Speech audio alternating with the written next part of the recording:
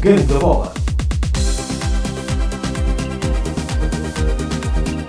Mais um Gangue da Bola e esta semana estamos quase a terminar também a CAN 2021, jogada em 2022 nos Camarões, e por isso, como temos feito semanalmente, vamos olhar para a CAN, agora já sem equipas de língua portuguesa, mas com dois treinadores de língua portuguesa que se vão defrontar já nesta quarta-feira. Para aqueles que estejam a ouvir depois já foi o jogo, mas acabou por haver um jogo que poderia até ser a final, que era muito mais engraçado, entre dois treinadores portugueses, mas que se vão encontrar já nas meias finais, os Camarões e o Egito. Na outra semifinal vamos ter também, deixa-me ver aqui, o Senegal e o Burkina Faso.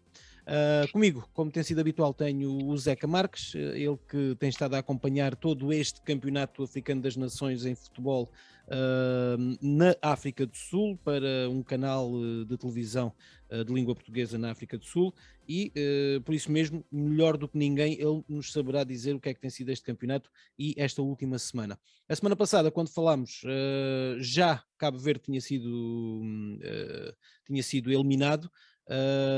E entretanto houve um Gâmbia-Camarões com 2-0 para os Camarões, um Burkina Faso 1, Tunísia 0, um Egito 2-1, mas sendo que este 2 foi após prolongamento, frente a Marrocos, e o Senegal que venceu por 3-1 a Guiné Equatorial. Aliás, o Egito acho que foi a penaltis, não foi assim, Zeca?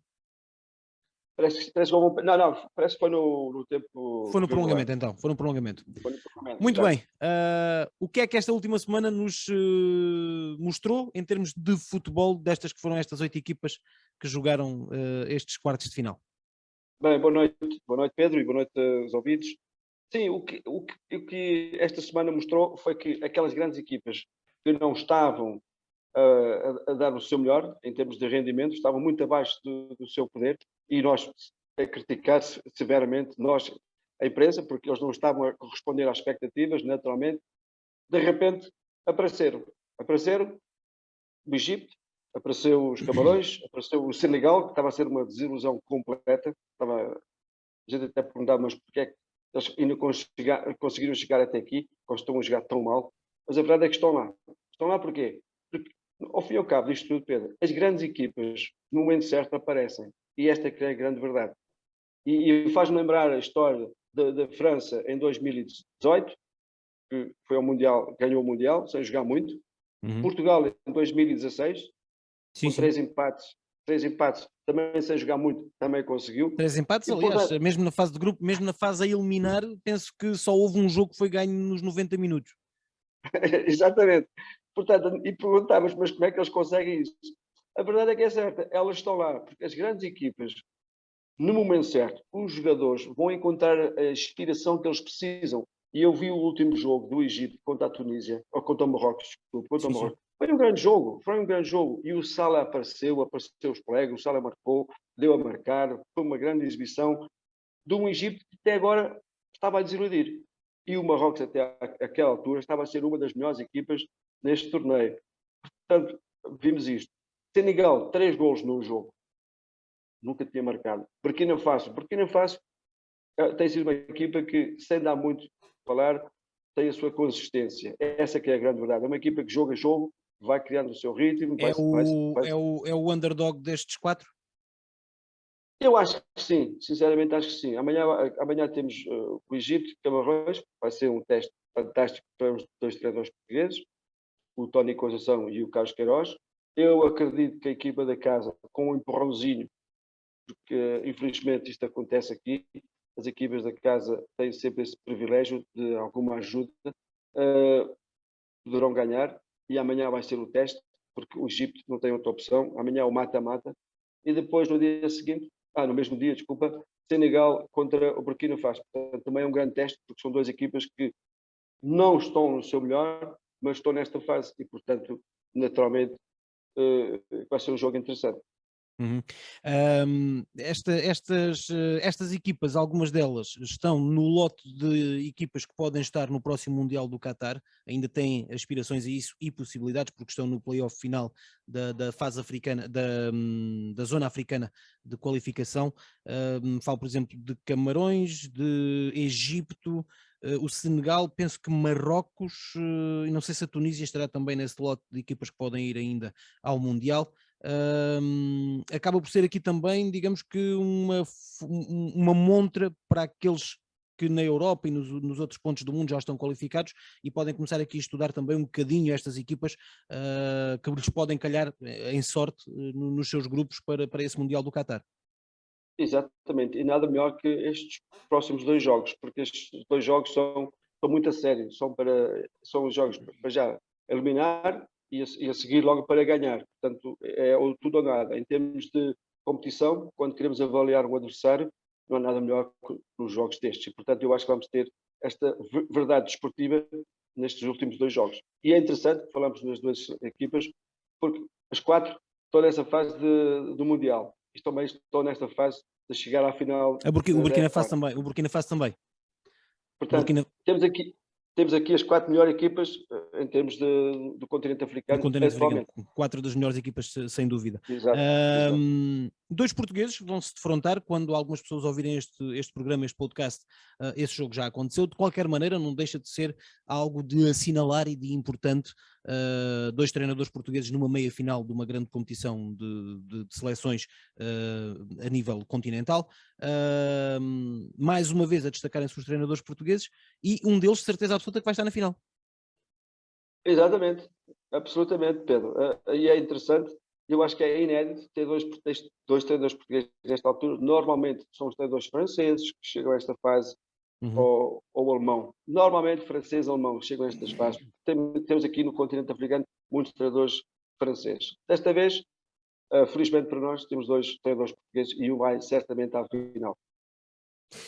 Quando no outro dia falámos, não sei se foi consigo que falámos sobre isso, mas já havia, digamos que alguma tensão até entre o Salah e talvez o treinador. Isto às vezes os resultados também ajudam a que essas tensões se resolvam, não é? Exatamente, às vezes até é bom para o próprio grupo dar um murro na mesa, os próprios jogadores dar um murro na mesa, naturalmente não estão satisfeitos com o treinador e resolvem estas situações aqui. E vimos aqui neste jogo contra o último jogo, o Salah deu uma resposta fantástica, foi melhor até agora, sinceramente.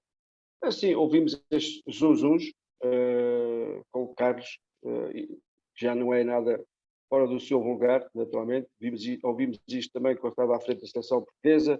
Claro. Portanto, estas situações têm esta tendência com o Carlos, porque o Carlos é uma pessoa muito exigente e rigoroso em tudo que faz. E às vezes os jogadores como o Salah e outros ao mais alto nível não gostam dessas exigências e ser muito rigoroso em termos táticos, em termos de disciplina. Mas o futebol é isto, o futebol moderno é isto portanto, quando eles vêm para estas competições, eles querem estar muito mais à vontade. Porque no dia a dia onde eles jogam, eu acho que também a exigência também é maior. E eu acredito que eles vêm para estas competições para relaxar um pouquinho. Isto, Sim, infelizmente, com o Carlos não acontece. claro. Quer fazer alguma aposta, apesar do programa depois vir a passar também em alguma rádio já depois destes jogos? Quer fazer alguma aposta para a final? Eu vou com. Eu tenho que ir com os Camarões, porque joga em casa e, como Uhum. eu disse, eu acho que eles vão ter aquela ajudinha, aquele empurrãozinho no momento exato. Portanto, os Camarões na final. E E Senegal, já agora Senegal. Porquê? Porque Senegal, Camarões Senegal. Porque Senegal é uma equipa que mostrou no último jogo que tem uma grande capacidade física, tem um grande jogador. Quando eles querem, eles jogam e quando eles querem, não deixam jogar. Em termos coletivos, eles melhoraram bastante. Eles subiram, eu acho que até 20%, olhando aos últimos jogos. Foi um Senegal completamente diferente. Portanto, Camarões, Senegal na final. ainda não fiz referência a isso em nenhum outro programa, mas dizer que neste momento o melhor marcador do campeonato é o Aboubakar, tem 6 golos marcados, e o segundo melhor marcador até é também camerunês, o Ekambi, toca o Ekambi, e o terceiro melhor marcador, o Gabadinho Mango, não sei se estou a dizer bem, Sim, do Malawi, Gabadinho Mango que do ainda tem Malawi. três. Que ainda tem Exatamente. três golos marcados, vamos ver se não é ultrapassado por ninguém, mas está também ainda neste top 3. Quer fazer algum destaque de jogadores, daqueles que se têm destacado? Quem é que tem sido o melhor jogador do torneio? Olha, o Gabadinho foi uma excelente surpresa, não há dúvida nenhuma. Jogador do Malawi, surpreendeu. marcou 3 golos, ele carregou praticamente o Malawi aos ombros. E já agora destacar o Aboubakar, porque este torneio houve muita falta de golos. Foi dos torneios que nos últimos anos Sim, sim. houve uma grande carência de golos. A fase de E o grupos então Aboubakar foi muito parca. foi, exatamente. E o Aboubakar foi o jogador que mais se destacou. Olha, em termos aéreos, ele é o melhor, sem dúvida nenhuma. Jogo de cabeça, ele dá cartas. Ele é um espetáculo nesse aspecto. Com os pés, a leitura de jogo, antecipação. Ele faz uma leitura perfeita. E depois tem uma grande capacidade de remate. Portanto, ele foi nesta altura, ou está a ser nesta altura, em termos de ataque, o melhor. E depois, ele e o Akami fazem uma dupla, que é interessante, fazem uma dupla no ataque dos Camarões. Entre eles, os resultados dos Camarões têm vindo por eles. Portanto, eu acho que é por isso que eu digo, eu acredito mais neles do que o Egito, porque eles têm uma grande capacidade. Portanto, Aboubakar, nessa vertente, os outros que já foram, infelizmente, havia 1 ou 2 jogadores da Serra Leoa, o Musa do Barrow Musa também foi da Gâmbia. A Gâmbia também teve 2 ou 3 jogadores muito interessantes, jogadores que ninguém conhecia, aliás, ninguém conhecia, e que também deu cartas. Portanto, estes jogadores são os jogadores que mais destacaram, porque os outros tanto esperavam, o Mané, por exemplo, tanto esperava e até agora ainda não fez nada. Voltamos ao mesmo. Provavelmente a época para se fazer este campeonato é uma má época, uma má altura, este janeiro, com os campeonatos na Europa a decorrerem e tudo isso.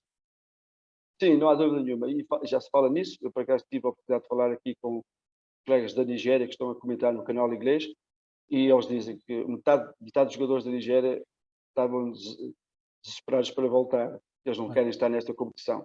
Além disso, uma organização fraca em termos organizativos, hotéis péssimos, em termos de alimentação péssima.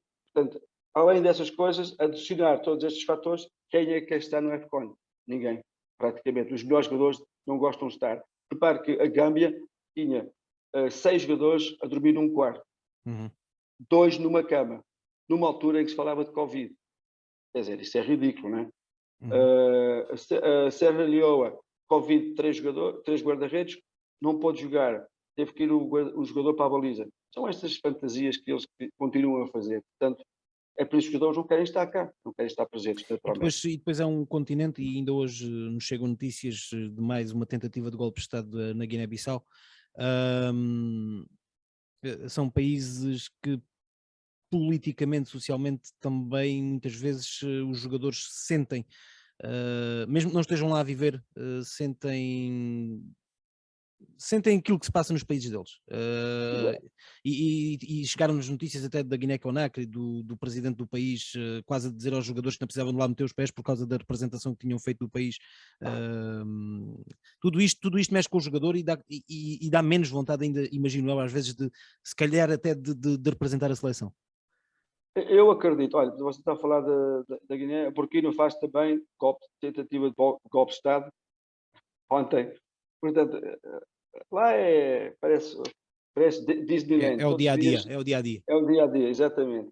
Mas, infelizmente, os jogadores têm que jogar quando são convocados, porque eles têm, quanto mais vezes são convocados à seleção, melhor é para eles, em termos de ranking, em termos de projeção do talento. Portanto, claro. É por isso que eles participam. Porque se fosse ao contrário, eu acredito, Pedro, ninguém queria jogar. Vir para cá jogar sob estas condições é impossível, não é? E, portanto, mas eles vêm para se projetar, fazer um bom campeonato, um torneio. O caso da Gâmbia, alguns jogadores destacaram-se. Até valorizar-se, né, a nível pessoal. Exatamente. Os Comores, por exemplo, outro grupo de jogadores. Serra Leoa, outro grupo de jogadores. Portanto, estes jogadores destacaram-se porque eles estão à procura de melhores voos. O resto, aquelas estrelas do continente africano, que 99% nem vivem no continente africano e praticamente todos nasceram na Europa, essa que é a grande verdade, vêm representar o seu país porque precisam, porque senão não precisam. Além de não falar sobre salários que não recebem, promessas que fazem não cumprem. Sim, mas também são jogadores que se recusarem, por exemplo, a participar numa CAN, depois se calhar também não poderão ser convocados para um Mundial, e tudo isso tem impacto. Exatamente. Portanto, é por isso que eles aceitam, mas não é a mesma vontade. Claro. Nunca é com o mesmo, nunca é o mesmo, o desejo, nunca é, a mesma ambição não existe, sinceramente. Muito bem. Para a semana cá estaremos para a conversa final sobre a CAN, já com vencedor, para fazermos então um balanço final daquilo que foi este Campeonato Africano das Nações fora de tempo, em 2022, mas que as condições covidianas assim mandaram. Muito obrigado, Zeca, mais uma vez, e continuação de bom trabalho. Obrigado, eu é que agradeço, um grande abraço. Ora, essa, não tem nada Boa a ver. noite.